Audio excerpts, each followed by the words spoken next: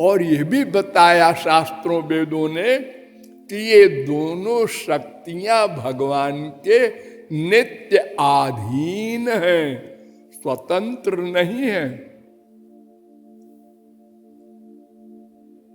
वेद कह रहा है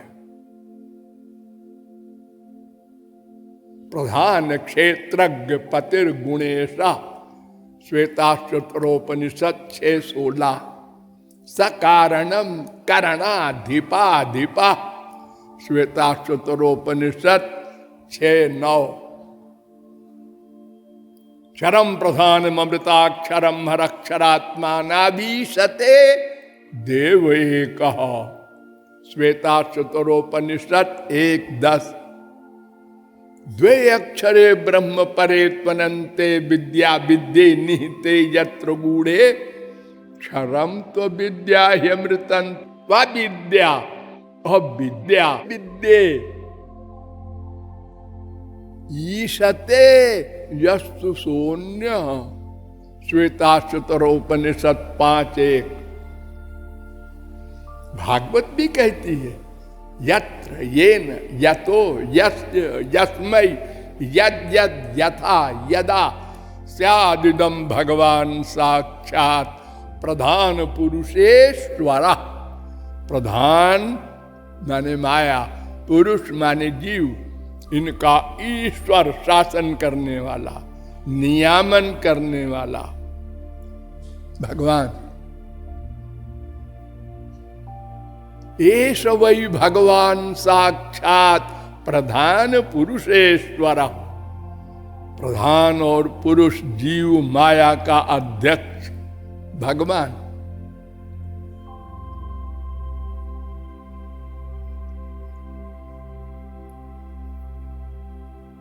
इसी माया के कारण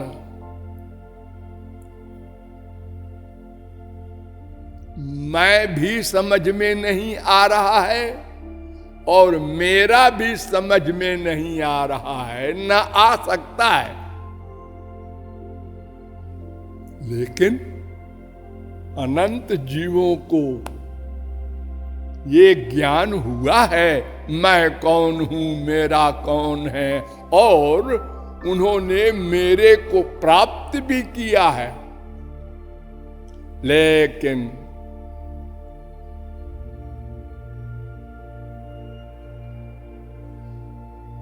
भगवान के बल पर, उनकी शक्ति पाकर, अपने बल पर नहीं, अपना बल भी होता है। बड़े बड़े योगी हुए हमारे संसार में, तपस्वी हुए, कर्मी धर्मी हुए, ज्ञानी हुए, और बड़े बड़े आश्चर्यजनक काम किए, यहां तक कि नया स्वर्ग बना दिया विश्वामित्र ने। हम ब्रह्मा के बराबर कमाल कर दिया।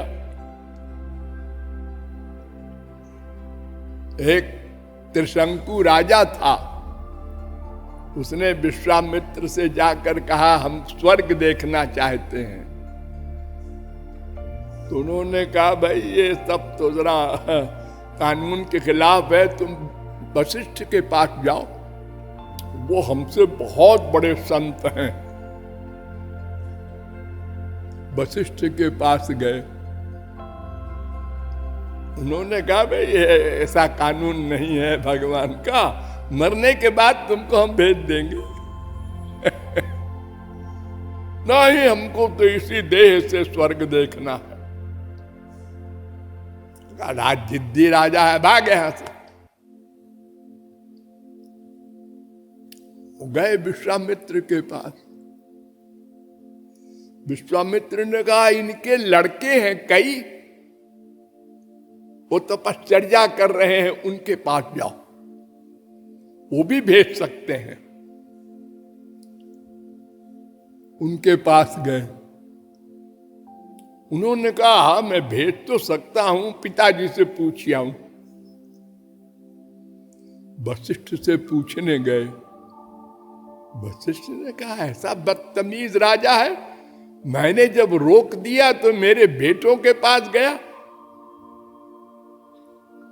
उन्होंने रोक दिया बेटों को, उसको नहीं भेजना स्वर्ग।